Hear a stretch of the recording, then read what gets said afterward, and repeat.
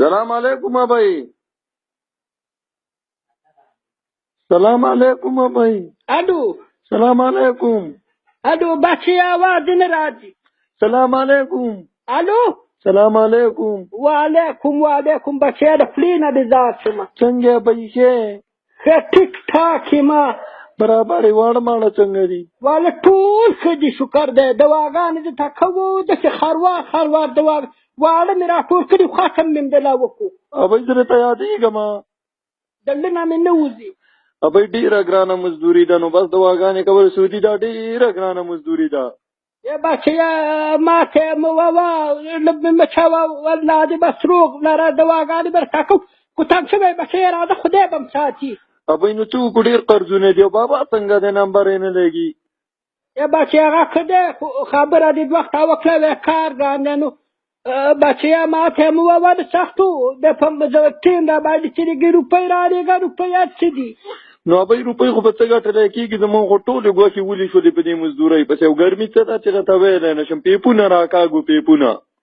بچه خفه نه شي او بد یې مونه ګڼې. نو دغه دوه موسمونه دي یا ګرمي او یا یخني. په روز کار چې دې وکړو دې ویل چې یخني ده، اوس ویل چې ګرمي ده. نو موږ تاله سپارلی د کوم ځای نه راوړو؟ راښه هم د راښه د پردی دا به هم کور ته راوستل غواړي. ابئی نو څه چل وکړه مزدوري ده نو ډېره زیاته ګرانه ده او سعودي ته م رالېږلی یم. په پاکستان په خاوره خو هم مزدوري کېدله خو دلته م راورکلی یم داسې بد یم شمه. بچه د پاسپورټ دفتر له ما تړله نه وي بیوله نه بچه په ټلیفون راسه جنګ کې په ټلیفون راسه لاندې وتې نه دې به مټه خیرې به درته وکړم. ابئی ته خو داسې قار یې لکه ډوډۍ دي چې نه یې خوړلي، ما هم غرمه نه ده خوړلې.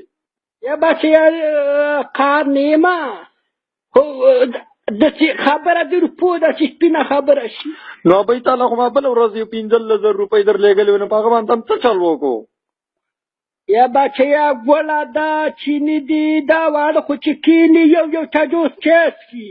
نو ابئی نو لږه ګزاره کوئ که نه، نو زه یو کس یم او څه چل وکړم؟ دا سمه ده زه به له پکې واچم چې خلاص وتي. ابئی ته خو داسې قار یې چې ته ویلی نه شم، نو زه څه چل وکړم دلته؟ نو څه وکړو د واړو په خولو یل پې واړو. نو دغه شاه محمد د ګل عظیم خان د دوکان نه نیسې سودا راوړئ که نه؟ بچې هغه به م ورکول غواړي. پرون یې دله هغه کشري رور ګرېوان ته لاس وراتلی شاه محمد کو ګل عظیم خان نو به مې ولا یو کارت بوس خر کړو او روپۍ مې ورکړي. دا څه وې؟ زه سمه ده زه به کوشش کوم خو کېدای شي چې په دې را روان کال کې زه هم درشم او ویزه کې مې پرخ دی.